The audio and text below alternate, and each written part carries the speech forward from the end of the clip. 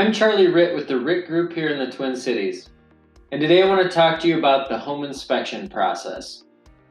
So you just got your offer accepted. Now the next step is to have the home inspected. Typically you'll have 5 to 7 days to do that. If there are any health and safety concerns, that's also the time to negotiate with the sellers and having those addressed prior to the closing.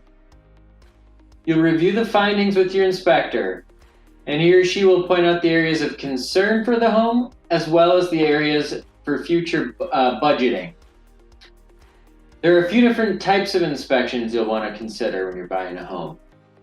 Number one is the general inspection, and that typically costs around $450 to $550, and we'll look for things with the homes like issues with plumbing and electrical, the condition of the roof and windows, the age and condition of the AC and furnace systems, the appliances, the potential for water intrusion in the basement, as well as structural concerns. Another common thing to test for is radon. If you're not familiar with what radon is, it's a naturally occurring radioactive gas that comes from the earth. It's also the second leading cause of lung cancer next to smoking. Test kits can be bought from local home stores for around $30, but in order to have the home inspected in a timely fashion within your inspection contingency, you'll need to have a rapid kit put into the home by your inspector, which will cost about $150.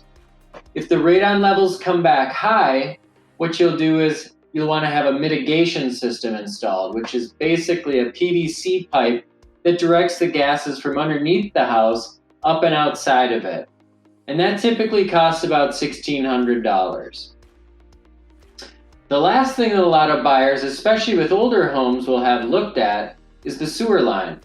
And that runs from the basement cleanout out to the street.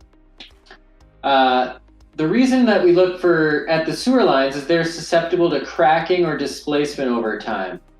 Large mature trees can wreak havoc on those pipes by their tiny root systems finding the cracks in those pipes when they're searching for moisture, and they can clog up a line. A sewer line inspection involves running that camera down the pipe and out to the street to make sure there's no damage.